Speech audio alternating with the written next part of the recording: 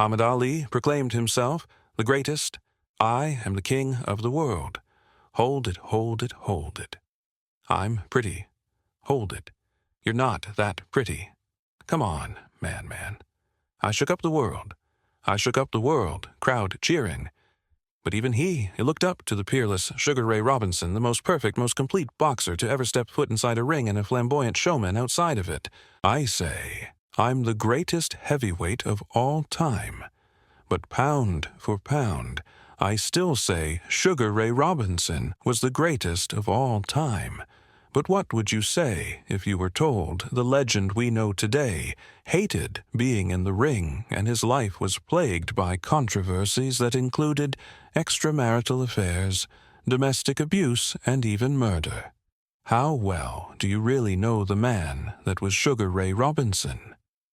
Let's delve into his darker side to reveal some of his secrets. It's been a while since Sugar Ray Robinson dominated world boxing, beating all comers as a featherweight and welterweight before taking over the middleweight division and enjoying one of the most legendary careers of all time. Those who saw him back then witnessed true greatness because he was quite simply one of the best, if not the best, to ever do it. Music.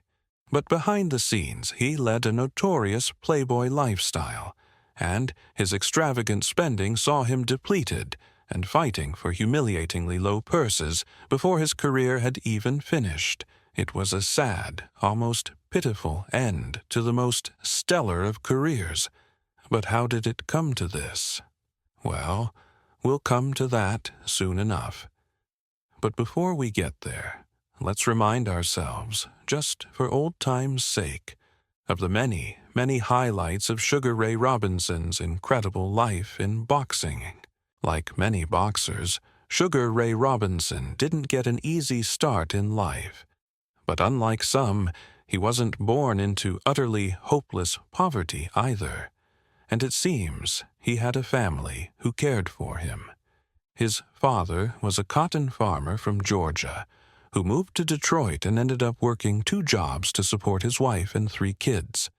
Later, Robinson commented that he only saw his father once a week, and he wished he'd spent more time with him growing up. But then his parents split up, and his mother took him and his 2 older sisters to Harlem and New York, and that's where the young Robinson lived out his teenage years. A reckless kid, he got into scrapes with street gangs, was married at 16, had a son, and was divorced by 19. It seems this kind of behavior is something he never grew out of. But again, we'll get to that later. But despite all this, he originally harbored ambitions of becoming a doctor until he dropped out of school at 14 and set his sights on becoming a boxer. Instead, Robinson had been drawn to boxing since his days in Detroit, where he had grown up on the same block as another boxing great, Joe Louis, a man he described as his idol. However, once in Harlem, he began to learn his trade and hone his skills on the bootleg fight circuit. The name he was given at birth was Walker Smith, Jr., but to compete in his first official amateur match, he was forced to borrow the fight license of another boxer named Ray Robinson, and after that, he found himself stuck with the name. As the story goes, later a sports writer commented to his manager George Gainford that he had a sweet fighter on his hands, to which Gainsford replied, "Sweet as sugar." And so he became known as Sugar Ray Robinson, arguably the greatest boxer to ever lace up a pair of gloves. Ray Robinson went on to be a dominant amateur and was supposedly never defeated in 85 bouts. He is said to have won 69 of these contests by KO, with 40 coming in the first round, and having defeated everyone in front of him, he was ready to turn pro by 19. Robinson's pro debut came on the undercard of a fight night at New York's Madison Square Garden, no less. And true to form, he ended the contest in only the second round, by TKO. Having turned pro in October, he fought a further 5 times before the end of the year, and the early part of his career was nothing if not prolific. In his second year as a pro, he fought 20 times, and his third year in the pro ranks saw him step through the ropes of further 14 times, taking his record to an impressive 40-0 in just over 2 full years. But he wasn't just knocking over journeymen. In those first 3 years, he mixed it at the top, right from the start, and his early resume includes victories over the likes of world champion Sammy Anget, twice, former world champion Fritz E. Ziebeck, twice, and future world champion Marty Servo also twice. It's pretty hard to imagine modern prospects being let anywhere near fighters of this caliber that early in their careers, right? But those were different times, and boxers back then were a different breed, and one by one, Robinson blew them all away. And the only reason Robinson wasn't crowned lightweight champ during his early career was because Anjit only agreed to fight him above the lightweight limit for fear of losing his belt.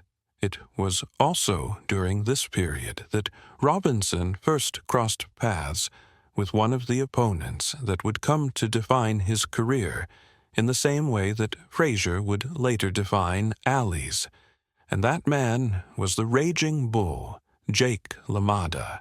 When the two met for the first time, Robinson had been campaigning at welterweight, while LaMotta, although giving away 3 inches in height, was a natural middleweight. As a result, LaMotta weighed in 12.5 pounds heavier than Robinson, and the fight represented an intriguing clash of styles. Robinson was by far the superior all-round boxer with speed and versatility on his side. LaMotta, however, had famously never been knocked to the canvas, and his legendary ability to take punishment while continuing to march forward means he is now regarded as having had arguably the best chin in boxing history. On the night Robinson was able to box at range and even land the harder punches, and he emerged victorious by way of a 10-round unanimous decision. But one of boxing's all-time classic rivalries had begun, and the pair would face off a further 5 times before they both hung up their gloves at the end of their careers. This victory, as well as a string of solid wins against high-level and world-class opponents, saw Robinson name Ring Magazine's Fighter of the Year. The first of the 2 times he was awarded this prestigious accolade. The first rematch with LaMotta came 4 months later, in Robinson's 41st fight, after he had notched up 4 more wins in the interim. This time, Robinson gave away 16 pounds in weight, and LaMotta was able to make it count, dominating the later rounds and knocking Robinson out of the ring after a fast start by Robinson-LaMotta, took the W by way of a unanimous points victory, and handed Robinson what was probably his first taste of defeat as either an amateur or pro in the process. But to modern fight fans, what happened next now will seem absolutely crazy. You know, how we just said that boxers back then were a different breed. Well, get this. Robinson rematched LaMotta just 21 days later, and it wasn't even his next fight, because he managed to fit in a quick 10-round points win the week before. This time, Robinson once again came out on top, winning a unanimous decision. And the very next day with the U.S., becoming ever more heavily involved in the Second World War, Robinson was drafted into the U.S. Army. Robinson's life was nothing if not eventful. During his 15 months of service, Robinson didn't see any combat himself. Instead, as a well-known sports star like his hero Joe Louis, he was employed entertaining the troops, performing in exhibition bouts, and other similar activities. During this time, he also faced an aging Henry Armstrong, another of Robinson's heroes. However, at the time, Armstrong was well past his best, and Robinson beat him easily, only accepting the matchup to give the older fighter a payday and help him out of the financial difficulties he was then facing. Following this, Robinson's time in the Army came to a bizarre and typically controversial end. Just before being sent to Europe, Robinson disappeared from his barracks and was found outside in the street several days later by a stranger. He claimed to have fallen down the stairs and had complete amnesia, being unable to recall what had happened or how he had ended up in the hospital where he woke up. At first, he was accused of trying to leave high and dry, but a doctor finally cleared him, and he left the Army on an honorable discharge to resume his career as a boxer. In the period that followed, he picked up 2 more decision wins over Jake LaMotta, taking the score to 4-1 in Robinson's favor. He also fought out a draw with Jose Besora, the only other blemish on his record at this point, and he defeated Sammy Angot for a 3rd time, on the way to taking his record to 73-1 in 1-1, and yet, unbelievably, after 75 fights, and beating everyone there was to beat. He had still never been given a shot at a world title. This was partly due to mafia involvement in boxing at the time. I'm sure you're familiar with that realm, especially if you've seen any of our other videos, not to mention any names. Sonny Liston. The mafia was in control of much of what went on in the sport, and since Robinson refused to deal with them, they refused to give him his shot, but he couldn't be denied forever. And finally, in his 76th professional bout, he faced Tommy Bell for the vacant welterweight crown. During the fight, Robinson didn't have it all his own way, and was even knocked down at one point, but he was able to rally, taking the win and the belt via unanimous decision after 15 hard-fought rounds. Having finally been crowned world champion, Robinson fought a further 4 non-title bouts before his first defense, and then disaster struck in what would prove to be one of the darkest moments of Robinson's career. Back then, there was a rule that the champion had to defend his title every 6 months. The problem was, at welterweight, apart from Bell, who Robinson had taken the belt from, a few months before his dominance was so overpowered that there were few boxers around who were capable of even giving him a good fight. And so it was that Jimmy Doyle was chosen to face him, more or less representing the best of the rest. But the decision to put this young boxer in against Robinson proved to be a tragic one. The exact details of what happened before the fight are disputed, but it goes something like this.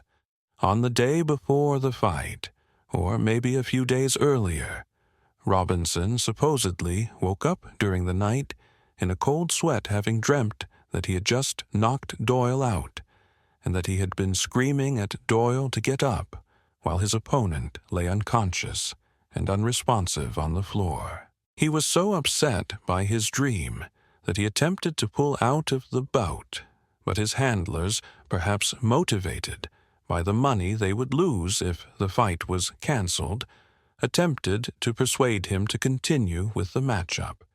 Eventually, they resorted to bringing in a Catholic priest to convince him that the dream had been nothing more than just that. And eventually Robinson agreed to go ahead with the fight. On the night, Doyle proved to be game and fought his heart out against the champion, but he was clearly overmatched. And then, in the 8th, when Doyle launched an attack with a right hand, Robinson definitely avoided the blow, countering with a powerful left hook to Doyle's chin.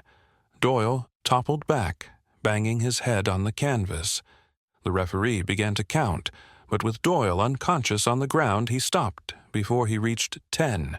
Doyle was rushed to the hospital, but never woke up, and he died around 17 hours later of a cerebral hemorrhage. Robinson's chilling inkling had come true. It later turned out that Doyle had recently spent 9 months out of the ring following a KO loss to Artie Levine. In that fight, when he was knocked out, he had hit his head on the corner post, going down, which gave him a serious concussion. Nowadays, he would probably never have been cleared to fight. And, for a time, Robinson faced the possibility of being charged with manslaughter for the death, although the charges were never pursued. Understandably, though Robinson took the death badly. He set up a fund for Doyle's parents, giving them $50 per month for the next 10 years. Although, of course, he could do nothing to bring back their son. But was Robinson to blame in any way? No, of course not. He had tried to pull out of the match following his dream, and he hadn't meant to harm the boy. When questioned by the coroner if he had meant to get the boy in trouble, he replied, "Mister, it's my business to get him in trouble." He was a professional boxer, and it was his job to knock people out, but that doesn't mean he wanted anything bad to happen to his opponents. Later in his autobiography, he wrote, "I had knocked out guys before, dozens of them, but in those fights I always had a good feeling, a conquering feeling, when I saw them being counted out. Maybe because I could see that they weren't really hurt.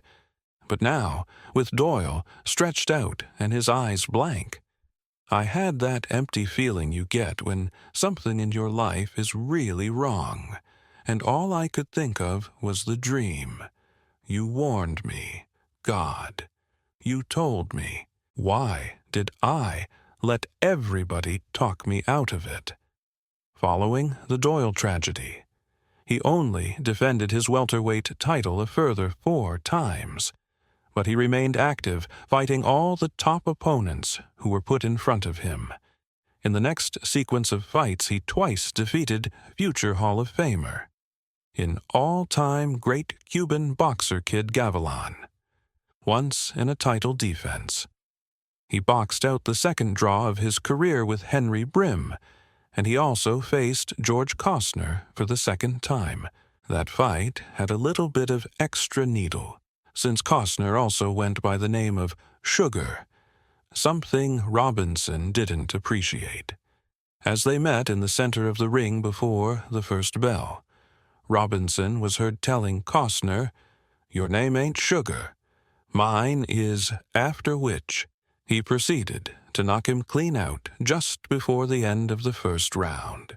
By this point, the 5'11" Robinson was starting to have trouble making the welterweight limit, so he prepared to switch to the higher middleweight division.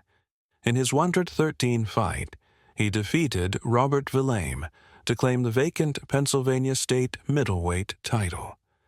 He dropped back down to welterweight for his final defense in that division, and then vacated his welterweight belt to campaign as a fully fledged middleweight from then on. At middleweight, he avenged one of his previous draws by defeating Jose Basora, and he also beat Bobo Olsen in the first of their 4 showdowns. And then, who did he find waiting for him, in possession of the middleweight belts that he had now set his sights on? Of course, who else?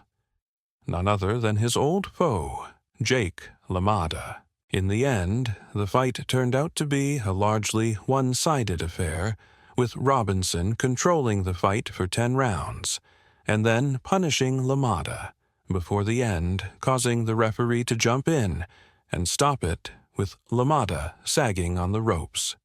In doing so, the referee saved LaMotta from hitting the canvas for what would have been the only time in his entire career. But such was the beating Robinson administered that the fight, which took place on February 14th, became known as the St. Valentine's Day Massacre. It was the last time the two faced off with a score set at 5-1 in Robinson's favor. After sharing the ring 6 times and beating each other up for a total of 63 rounds, LaMotta later remarked that he had fought Sugar so many times he almost got diabetes. After picking up a title in a second weight class and putting the rivalry with LaMotta to bed once and for all, Robinson took 2 more fights in the U.S.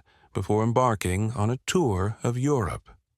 Once there, he quickly dispatched 4 fighters in France, Switzerland, and Belgium in just under 4 weeks before a 5th match in Germany was ruled a no contest in slightly bizarre circumstances. During that fight, he delivered what he thought was a knockout blow to the kidney of his opponent, but the shot was an illegal one in Europe, despite being legal in America, and the fight was waved off. Then, after picking up 1 more victory in Italy, he headed to London to face Randolph Turpin, and in a stunning upset, Turpin took the win after 15 grueling rounds, packing Robinson back off stateside, minus his belts. There they are. They put their arms around each other, Sugar Ray Robinson being escorted to his corner by Randolph Turpin. Both were great fighters and great sportsmen. The rematch was held back in Miami, with Robinson winning by knockout in the 10th, and that year he was awarded Ring Magazine's Fighter of the Year award for the 2nd time. After defending his belt successfully, twice more, once against Olson and once against former champion Rocky Graciano, he stepped up to light heavyweight to challenge for a title in a 3rd weight division by taking on Joey Maxim in New York's Yankee Stadium, the 1952 light heavyweight championship fight between champion Joey Maxim and the great Sugar Ray Robinson. The fashionable phrase we use nowadays for such audacious attempts is that he was daring to be great, but sadly, fate was against him. That day, he started well and was leading on the scorecards, but temperatures soared above 100 degrees and the referee soon passed out due to the heat. Then, after the 13th, Robinson himself, a naturally energetic and busy fighter, also swooned from the heat and was unable to answer the bell for the 14th. The win was awarded to Maxime, and it was to be the only time Robinson lost by any kind of knockout in his whole career, albeit not one administered by the fists of an opponent. He then retired with his record standing at 132 wins, 3 losses, 2 draws, and 1 tie, which would have been astonishing enough. But the story didn't finish there, because he still had more history to create. Sugar Ray Robinson always said that the quality a boxer needed above any other was rhythm, so it's perhaps no surprise that once he turned his back on the sport that made him a household name, he moved into show business to try to make a career for himself as a singer and dancer. Unfortunately for him, though, it didn't quite work out, and he was unable to make enough money to pay for the extravagant lifestyle he had grown accustomed to. So, just 2.5 years later, at the age of 33, he found himself back in the ring, trying to raise some cash. He suffered a setback in his 2nd fight, back when he lost to Ralph Tiger Jones on points, but he quickly maneuvered himself into a position to fight for the title again, this time against Bobo Olson, a man he had previously defeated twice. He took Olson's title by knocking him out in the 2nd, and then defeated him for the 4th time the following year in his first title defense, this time taking 4 rounds to get the job done. In his next defense, Robinson lost his title to Gene Fulmer, before regaining it by fifth-round KO a couple of months later. And number 8, Ralph Gene Fulmer. 3-4. He ended that fight with a spectacular left hook that was voted in 1997 as the best knockout in the Ring magazine's then 75-year history. When Fulmer got up from that punch, he supposedly asked his cornerman, "Why is Robinson doing exercises between rounds? Look at him over there jumping up and down so fast and powerful. Had the punch that got him been. He didn't realize he'd just been knocked out." Next up was Carmen Basileo, and in that fight, a bloodied Basileo came out on top, despite being cut to the nose and the eye, and giving away 5 inches in height to the much taller Robinson. There was no love lost between the two, and after the bout, when Robinson wouldn't admit how hard Basileo punched, Basileo remarked that Robinson wouldn't tell the truth. To God, a rematch was quickly arranged, and despite now being 36 and clearly on the decline, Robinson punished Basileo over 15 rounds to reclaim his title. With this win, he became a 5-time middleweight world champion, becoming the only boxer to have captured the title that many times in a single division. That was to be arguably the final highlight in his incredible career. However, 2 years later, age 38, he lost his belts to Paul Pender, and despite 2 subsequent attempts, he was unable to ever recapture a world title. But sadly, it didn't end there, and what had been one of the most outstanding careers in boxing history was stretched out for much longer than it should have been. Robinson fought on until the age of 44, losing to several fighters who wouldn't have been fit to carry his bags when he was in his prime. It should be Robinson had 40 fights, like 40 and 0, and then he lost 1 fight, right? And after he lost that 1 fight, he went 80 fights undefeated. Of his 19 losses, 15 came after. He was 35, and of those, 10 came after.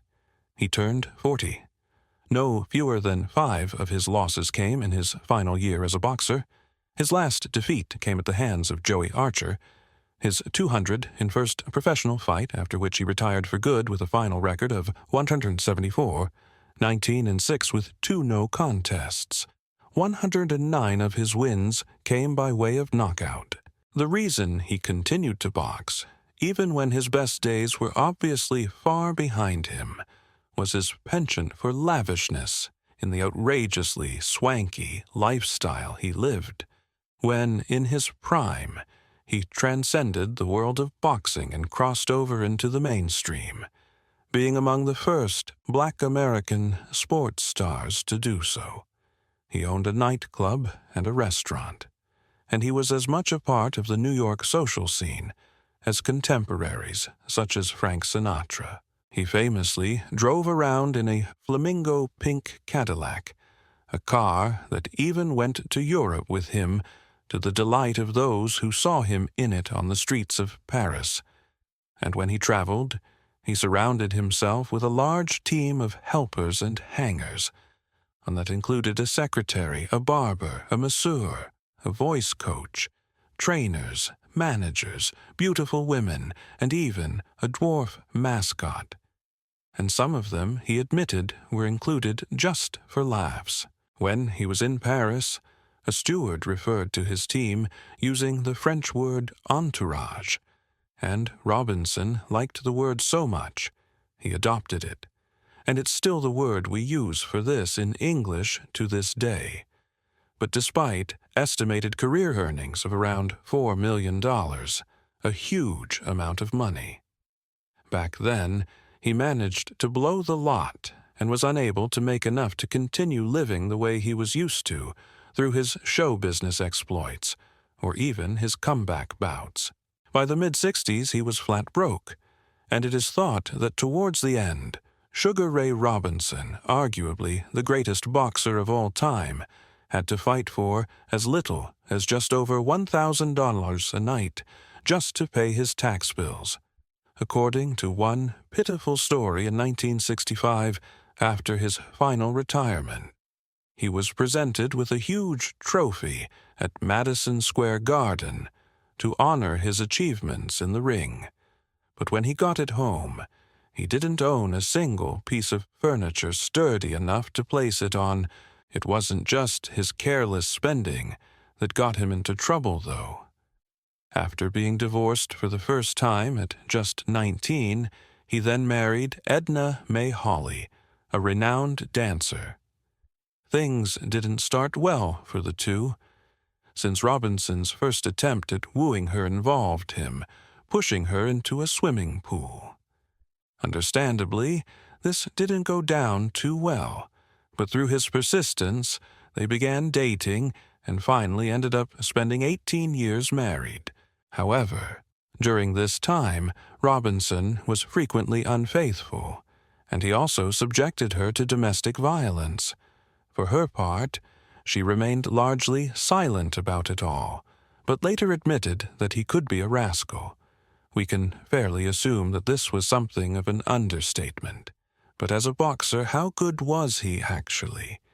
He was known as a complete boxer who had every tool in the box and could fight in any style.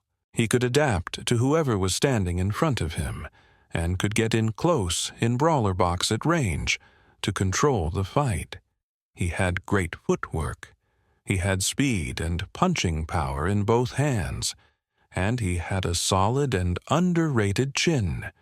He also had the ability to knock a fighter out while retreating on the back foot, and he had what he himself valued most of all, rhythm. Joe Louis called him the best ever, while Floyd Patterson hailed his speed combinations and guts.